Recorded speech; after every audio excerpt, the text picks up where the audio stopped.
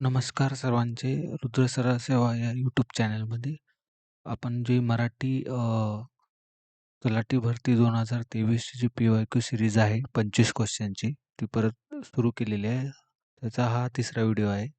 पहिले 2 video upload केलेले आहेत चॅनलवर. तर त्याची प्लेलिस्ट पण आहे तयार केलेली. तर प्लेलिस्टचं नाव आहे तलाठी भरती PYQ सिरीज 2025. तर पहिले 2 व्हिडिओ ज्यांनी नाही बघितले त्यांनी पाहून घ्यावे. तर चला सुरू करूया तर आजचा आपला हा व्हिडिओ. तर क्वेश्चन नंबर 1 आहे, समास ओळखा पंचप्राण. त्याचे ऑप्शन्स आहेत: ऑप्शन नंबर 1 बहुव्रीही, ऑप्शन नंबर 2 द्वंद्व, ऑप्शन नंबर 3 तत्पुरुष, ऑप्शन नंबर 4 द्विगु. तर याचा करेक्ट आन्सर आहे ऑप्शन नंबर 4 हा आहे द्विगु समास. तर द्विगु समास ओळखण्याचं काय आहे की समास ओळखण्यासाठी आपल्याला सगळ्यात पहिले स समास काय म्हणतो, म्हणजे बहुव्रीही समास काय म्हणतो, द्वंद्व काय म्हणतो, तत्पुरुष काय म्हणतो. तर हे पंचप्राण हा द्विगु समास आहे. तर हा ओळखला कसा आपण, तर त्याची डेफिनेशन व्याख्या काय म्हणते द्विगु समासाची, की ज्या समासात पहिली पद हे संख्या विशेषण आहे. संख्या विशेषण असते आणि त्या सामासिक शब्दातून एक समूह सूचित होतो. म्हणजे काय, इथे काय आहे, पंचप्राण हा आहे. तर यामध्ये पहिला जो आहे पहिला जो शब्द आहे सामासिक शब्द, तो संख्या हा संख्या विशेषण आहे. म्हणजे पंच म्हणजे किती, 5 प्राण. तर 5 प्राण हा आहे संख्या विशेषण. त्यामुळे इथे द्विगु हा समास आपण म्हणू शकतो. त्याचंच अजून एक उदाहरण द्यायचं म्हणलं तर त्रिमूर्ती हे पण एक उदाहरण आपण द्विगु समासाचं इथे देऊ शकतो. तर पहिला जो पद आहे ते संख्या विशेषण असतं, त्यावरून आपण द्विगु समास असा ओळखू शकतो. तर याचं करेक्ट आन्सर आहे ऑप्शन नंबर 4 द्विगु समास. क्वेश्चन नंबर 2 बघूया आपण. क्वेश्चन नंबर 2 आहे, प्रयोग ओळखा. रोज मातीत मेघ नांदते बाई नांदते. त्याचे ऑप्शन्स आहेत: ऑप्शन नंबर 1 पुराण कर्मणी, ऑप्शन नंबर 2 भावे, ऑप्शन नंबर 3 कर्तरी, ऑप्शन नंबर 4 शक्य कर्मणी. तर याचं करेक्ट आन्सर आहे ऑप्शन नंबर 3 हा आहे कर्तरी प्रयोग. आता कर्तरी प्रयोग कसा ओळखायचा, तर कर्तरी प्रयोगामध्ये जो कर्ता असतो तो कर्ता असतो प्रथमेत. प्रथमेत असतो म्हणजे कर्त्याला प्रत्यय हे नसतात. या वाक्यामध्ये कर्म असू शकतं किंवा नसू शकतं. कर्म एकतर असू शकतं किंवा नसू शकतं. आणि जर कर्म असेल तर तो सकर्मक कर्तरी झाला आणि कर्म नसेल तर तो अकर्मक कर्तरी झाला. तर कर्म कसं ओळखायचं, जो क्रियापद आहे, या वाक्यामधलं जे क्रियापद आहे नांदते, तर त्याला नारा, नारी आणि नारे याने प्रश्न विचारायचा, तर आपल्याला कर्म हे ओळखून येतं. तर आपण ट्राय करूया. याच्यामध्ये नांदते हे क्रियापद आहे. तर नांदणार कोण, तर नांदणार कोण आहे इथं, मी आहे. हे झाला कर्ता याच्यामध्ये. तर कर्ता मग कसं आहे, कर्त्याला प्रत्यय लागलेत का इथे, नाही. कर्ता हा प्रथमेत आहे. त्यामुळे इथे आपण म्हणू शकतो कर्तरी प्रयोग हा आहे. तर ऑप्शन नंबर 3 याचं करेक्ट आन्सर आहे. पुढचा क्वेश्चन बघूया आपण. क्वेश्चन नंबर 3, वाक्प्रचाराचा योग्य अर्थ निवडा. मुखवटा चढवणे. त्याचे ऑप्शन्स आहेत: मनातील भावना लपवणे, ऑप्शन नंबर 2 गंमत म्हणून प्राण्या-पक्ष्यांचे चेहरे चिकटवणे, ऑप्शन नंबर 3 मूकपट्टी घालणे, ऑप्शन नंबर 4 चेहरा लपवणे. जर मुखवटा चढवणे म्हणजेच काय, की जे मनात आहे, आपल्या मनात आहे ते न सांगणे. म्हणजे माहीत असून पण जे मनातलं बोलायचं आहे ते न सांगणे, त्यालाच आपण म्हणू शकतो मुखवटा चढवणे. त्यामुळे याचं करेक्ट आन्सर आहे ऑप्शन नंबर 1 मनातील भावना लपवणे. मनातील ज्या आपल्या भावना आहेत, आपल्याला जे बोलायचं आहे ते न बोलता पण निमूटपणे गप्प बसणे, त्यालाच मुखवटा चढवणे असं म्हणू शकतो. त्यामुळे करेक्ट आन्सर आहे ऑप्शन नंबर 1 मनातील भावना लपवणे. त्यानंतर पुढचा क्वेश्चन बघूया आपण. क्वेश्चन नंबर 4, पुढील लेखकाने कोणते पुस्तक लिहिले आहे. लेखक आहेत विश्राम बेडेकर. त्याचे ऑप्शन्स आहेत: ऑप्शन नंबर 1 रणांगण, ऑप्शन नंबर 2 तणकट, ऑप्शन नंबर 3 ताम्रपट, ऑप्शन नंबर 4 सत्तांतर. तर त्याचं करेक्ट आन्सर आहे रणांगण. तर विश्राम बेडेकर यांनी लिहिलेलं पुस्तक आहे रणांगण. तर रणांगण सोबतच त्यांचे काही दुसरे काही महत्त्वाचे पुस्तक आहेत. परीक्षेच्या दृष्टिकोनातून. तर ते पण इथे मी दिलेले आहेत. एक तर आहे रणांगण, त्यानंतर आहे स्लिसबर्गची पत्रे, त्यानंतर तिसरं आहे वाजे पाऊल आपले आणि त्यानंतर चौथं आहे एक झाड आणि दोन पक्षी. हे पण एक IMP इम्पॉर्टंट त्यांची काही पुस्तके आहेत विश्राम बेडेकर यांची. पण ऑप्शनमध्ये आहे रणांगण, तर ऑप्शन नंबर 1 हे आपलं करेक्ट आन्सर आहे. पुढचा क्वेश्चन बघूया आपण. Question number 5. पुढील लेखिकेच्या कोणत्या पुस्तकाला साहित्य अकादमीचा पुरस्कार मिळाला आहे? लेखिका आहेत दुर्गा भागवत. त्याचे ऑप्शन्स आहेत ऑप्शन नंबर 1 ऋतुचक्र, ऑप्शन नंबर 2 पेस, ऑप्शन नंबर 3 पंजाबच्या लोककथा, ऑप्शन नंबर 4 व्यासपर्व. तर याचं करेक्ट आन्सर आहे ऑप्शन नंबर 2 पेस. ह्या त्यांच्या पुस्तकाला साहित्य अकादमीचा पुरस्कार मिळालेला आहे दुर्गा भागवत यांच्या. त्यामुळे ऑप्शन नंबर 2 हे याचं करेक्ट आन्सर आहे. तर त्यांचे काही इम्पॉर्टंट महत्त्वाचे पुस्तके दुसरे पण आहेत. ते पण इथे दिलेले आहेत.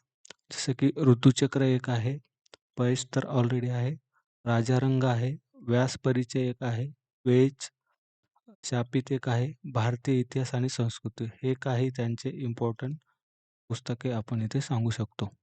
त्यामुळे आपलं करेक्ट आन्सर आहे इथे पेस. पुढचा क्वेश्चन बघूया आपण. Question number 6. पुढील वाक्याचा प्रकार ओळखा. वाक्य आहे एखादी सुंदर काव्यात्मक कल्पना व्यंगचित्रातून व्यक्त करता येते का? Question mark. त्याचे ऑप्शन्स आहेत ऑप्शन नंबर 1 उद्गारार्थी वाक्य, ऑप्शन नंबर 2 विधानार्थी, ऑप्शन नंबर 3 प्रश्नार्थी, ऑप्शन नंबर 4 नकारार्थी. तर इथे आपल्याला सांगता येतं की क्वेश्चन मार्क आहे वाक्यात, म्हणजेच काय प्रश्नचिन्ह आहे. प्रश्नचिन्ह ज्या वाक्यामध्ये येतं तर ते वाक्य आपण प्रश्नार्थी म्हणू शकतो. त्यामुळे याचं करेक्ट आन्सर आहे प्रश्नार्थी, ऑप्शन नंबर 3. सोपा क्वेश्चन होता हा. त्यानंतर क्वेश्चन नंबर 7 पुढं बघूया आपण. पुढील शब्दाची त्याच्या विरुद्ध शब्दाशी जोडी जुळवा. शब्द आहे आत्मीयता.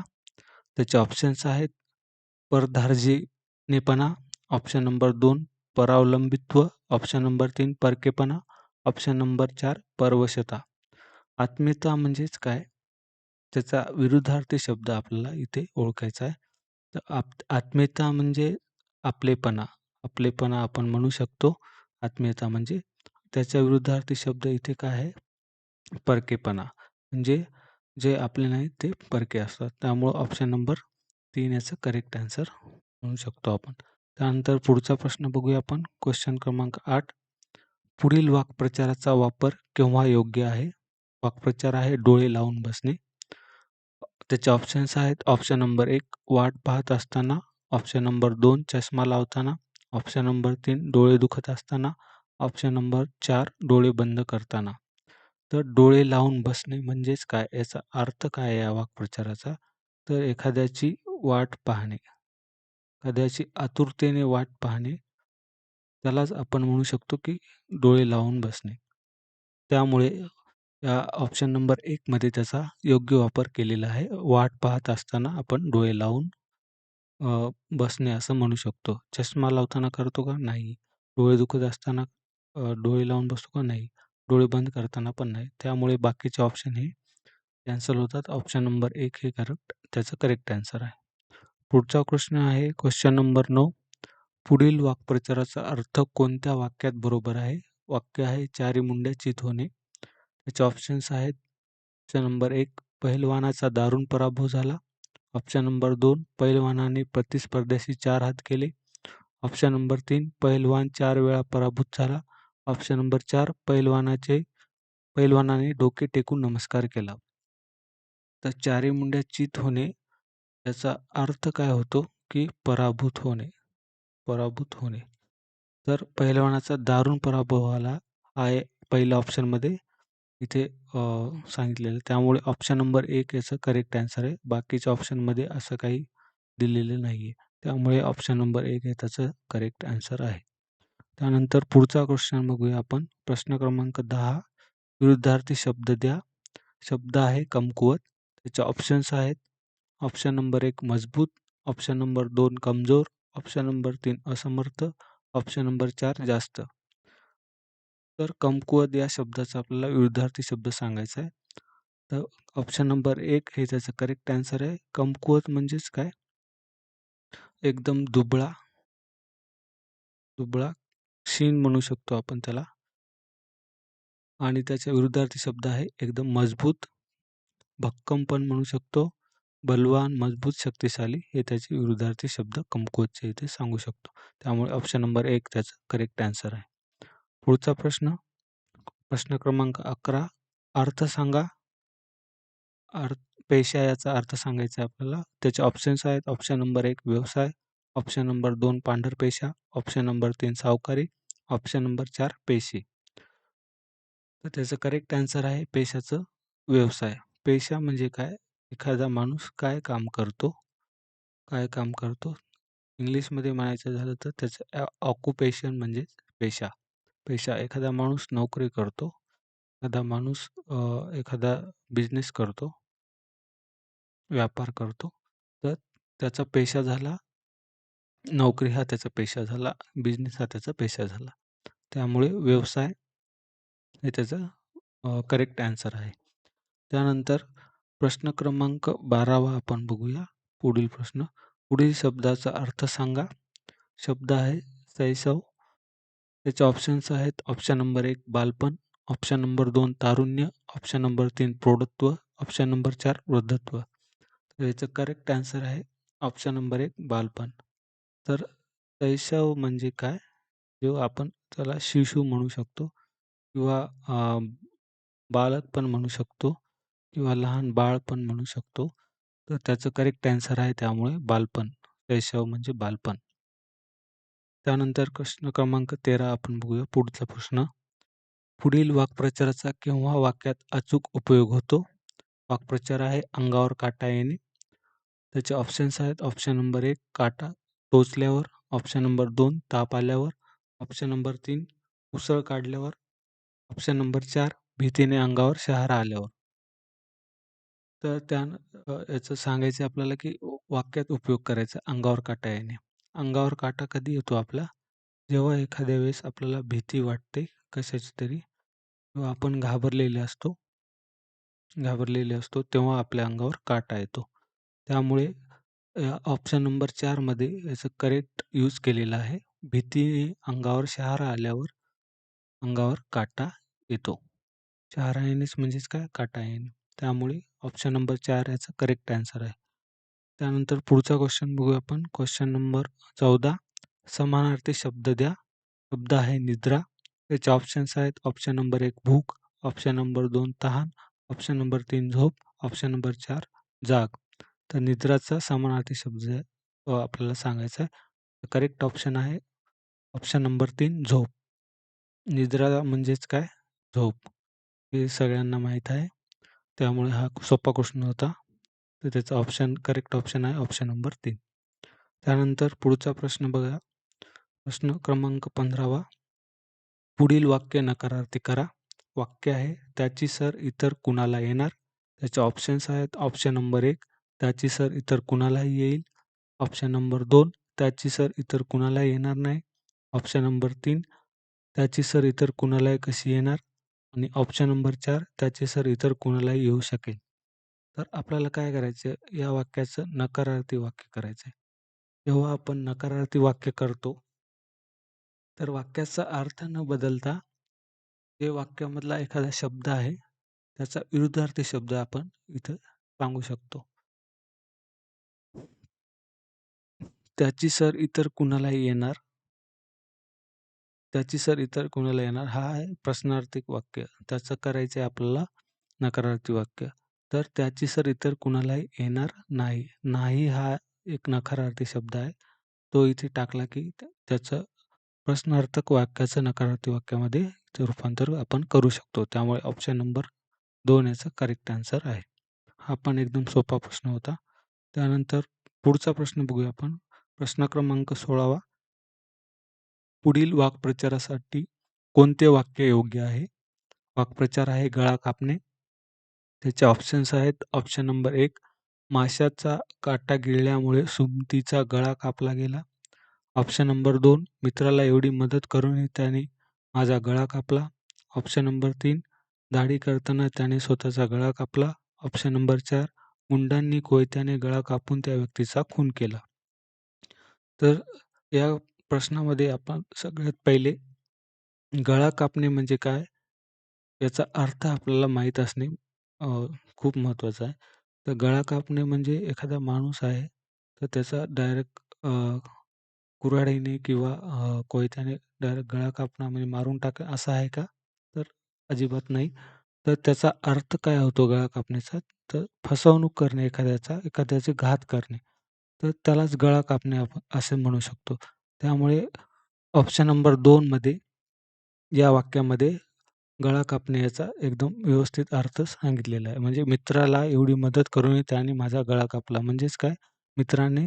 मित्राला एवढी मदत करूनही त्याने काय केली? त्याची फसवणूक केली किंवा त्याचा घात केला. त्यामुळे ऑप्शन नंबर 2 याचं करेक्ट आन्सर आपण सांगू शकतो. त्यानंतर पुढचा प्रश्न आहे, प्रश्न क्रमांक 17वा. पुढील शब्दसमूहासाठी एक शब्द द्या. पोटातील गर्भ जन्मण्याआधी मारून टाकणे. त्याचे ऑप्शन्स आहेत. ऑप्शन नंबर 1 भ्रूणहत्या, ऑप्शन नंबर 2 ऑप्शन नंबर 2 खून, ऑप्शन नंबर 3 आत्महत्या, ऑप्शन नंबर 4 बालहत्या. तर जन्म व्हायच्या आधीच जेव्हा तो मातेच्या किंवा त्याच्या आईच्या पोटामध्ये असतं एखादं बाळ, तर त्या बाळाला गर्भामध्येच मारून टाकणे. तर त्याला काय म्हणतात? भ्रूणहत्या म्हणतात. भ्रूणहत्या. खून म्हणतात का? नाही. खून हा माणसाचा होतो. आत्महत्या म्हणजे सुसाईड, ज्याला माणसे करतात सुसाईड, आत्महत्या, स्वतः केलेली हत्या म्हणजे आत्महत्या. आणि बालहत्या म्हणजे काय? जेव्हा एखाद्या बाळाचे जो बाहेर असतो, मातेच्या गर्भामध्ये नसतो किंवा पोटामध्ये नसतो. त्यामुळे हे सगळे ऑप्शन इथे कॅन्सल होतात. तर ऑप्शन नंबर 1 त्याचं करेक्ट आन्सर आहे भ्रूणहत्या. त्यानंतर पुढचा प्रश्न बघूया आपण. प्रश्न क्रमांक 18वा. भानावर आल्यावर एक अस्वस्थतेची लहर स्पर्शून गेली. या वाक्यरचनेचा अर्थ पुढीलपैकी कोणती वाक्यरचना वापरून व्यक्त होईल? त्याचे ऑप्शन्स आहेत. ऑप्शन नंबर 1 जोपर्यंत मी भानावर आले तोपर्यंत एक लहर स्पर्शून गेली. ऑप्शन नंबर 2 भानावर येताना एक लहर स्पर्शून गेली. ऑप्शन नंबर 3 जेव्हा मी भानावर आले तेव्हा एक अस्वस्थतेची लहर स्पर्शून गेली. आणि ऑप्शन नंबर 4 आहे, जरी मी भानावर आले तरी एक अस्वस्थतेची एक लहर स्पर्शून गेली. तर याचे करेक्ट आन्सर आहे ऑप्शन नंबर 3 जेव्हा मी भानावर आले तेव्हा एक अस्वस्थतेची लहर स्पर्शून गेली. म्हणजेच काय, की अस्वस्थ झालेला आहे एखादी व्यक्ती अस्वस्थ झालेली आहे. पण ती जेव्हा म्हणजे तिचं लक्ष नसतं. पण जेव्हा तिला कळायला लागतं म्हणजे जेव्हा ती भानावर आली, तेव्हा ती एकदम अस्वस्थ झाली. अस्वस्थतेची लहर स्पर्शून गेली म्हणजेच काय, की तिला कळालं की ती अस्वस्थ झालेली आहे. त्यामुळे ऑप्शन नंबर 3 याचं करेक्ट आन्सर आहे. त्यानंतर पुढचा प्रश्न आहे, प्रश्न क्रमांक 19 अर्थ सांगा. शब्द आहे वास्तुपुस्त. त्याचे ॲन्सर्स ऑप्शन्स आहेत. ऑप्शन नंबर 1 वस्तू पुसणे, ऑप्शन नंबर 2 काळजी, ऑप्शन नंबर 3 विचारपूस, ऑप्शन नंबर 4 प्रश्न. तर याचं करेक्ट आन्सर आहे ऑप्शन नंबर 3 वास्तुपुस्त म्हणजे विचारपूस. वास्तुपुस्त म्हणजे विचारपूस. याचं करेक्ट आन्सर आहे. त्यानंतर पुढचा प्रश्न बघूया आपण. प्रश्न क्रमांक 20 आदिम या शब्दाचा विरुद्धार्थी शब्द कोणता आहे? त्याचे ऑप्शन्स आहेत. ऑप्शन नंबर 1 असंस्कृत, ऑप्शन नंबर 2 प्राचीन, ऑप्शन नंबर 3 प्रथम, ऑप्शन नंबर 4 प्रगत. तर आदिम हा जो शब्द आहे त्याचे विरुद्धार्थी शब्द सांगायचा आहे. आदिमच्या विरुद्धार्थी शब्द सांगायचा आहे. तर आदिम म्हणजे काय? एकदम प्राचीन, पुराण म्हणजे एकदम जुना माणूस. जे आदिम काळातील आपल्या इतिहासामध्ये आदिमानव होते आदिम काळात. त्याला आपण एकदम कारण ते प्राचीन होते, अप्रगत होते. त्यांची काही प्रगती झाली नव्हती. तर त्याचा विरुद्धार्थी शब्द आपण सांगू शकतो प्रगत किंवा आधुनिक म्हणू शकतो, त्याला विकसित म्हणू शकतो आणि प्रगत म्हणू शकतो. त्यामुळे ऑप्शन नंबर 4 हे या प्रश्नाचं करेक्ट आन्सर आहे. त्यानंतर पुढचा प्रश्न आहे, प्रश्न क्रमांक 21वा. पुढील म्हण केव्हा वापरतात? काखेत कळसा गावाला वळसा. त्याचे ऑप्शन्स आहेत. ऑप्शन नंबर 1 चष्मा जवळच्या दुकानात असला तर, ऑप्शन नंबर 2 चष्मा कपाटात असला तर, ऑप्शन नंबर 3 चष्मा कपाळावर असला तर, ऑप्शन नंबर 4 चष्मा विसरला तर. तर या म्हणीचा सगळ्यात पहिले आपल्याला अर्थ माहीत पाहिजे. काखेत कळसा गावाला वळसा म्हणजे एखादी वस्तू आहे, वस्तू ही जवळच आहे, आपल्या जवळच आहे, पण आपण तिचा शोध जो घेतोय, तो भलत्याच दुसरीकडे घेतो. म्हणजे दुसरीकडे त्या वस्तूला शोधतोय. तर या वाक्यामध्ये काय आहे, चष्मा आता कपाळावरच आहे, पण त्याचा शोध कुठे घेतोय तो? दुसरीकडे घेतोय. एखाद्या रूममध्ये घेतोय, घरामध्ये घेतोय. त्यामुळे त्याचं करेक्ट ॲन्सर आहे, चष्मा कपाळावर असला तर काखेत कळसा गावाला वळसा ही म्हण इथं वापरली जाऊ शकते. बाकीचे ऑप्शन हे चुकीचे आहेत. त्यामुळे ऑप्शन नंबर 3 याचं करेक्ट ॲन्सर आहे. त्यानंतर पुढचा प्रश्न बघूया आपण. प्रश्न क्रमांक 22. पुढील वाक्यातले कर्म ओळखा. रुपयांच्या नोटांच्या पुडक्याला बांधलेला रबर बँड शंकररावांनी काढून घेतला. त्याचे ऑप्शन्स आहेत. ऑप्शन नंबर 1 रुपये, option number 2 rubber band, option number 3 नोटा, ऑप्शन नंबर 4 पुडके. तर हे जे वाक्य आहे, रुपयांच्या नोटांच्या पुडक्याला बांधलेला रबर बँड शंकररावांनी काढून घेतला. या वाक्यातील आपल्याला कर्म ओळखायचे. तर कर्म ओळखायची ट्रिक काय आहे? तर कर्म कसं ओळखायचे? जे क्रियापद आहे, क्रियापदाला क्रियापदाला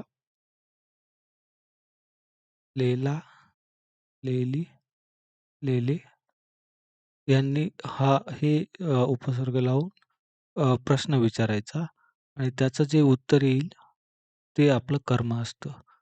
आणि कर्ता ओळखायचं काय कसा असतो? तर कर्त्याला नारा, नारी, नारे हे प्रत्यय लावून प्रश्न जर विचारला काय आणि कोण नाही, तर त्याचं उत्तर जे येतं ते असतं कर्म.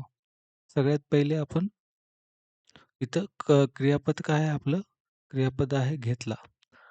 तर घेतला याला आपण घेतलेला काय? तर रबर बँड. त्यामुळे याचं करेक्ट ॲन्सर आहे रबर बँड हे या वाक्यातलं कर्म आपण सांगू शकतो.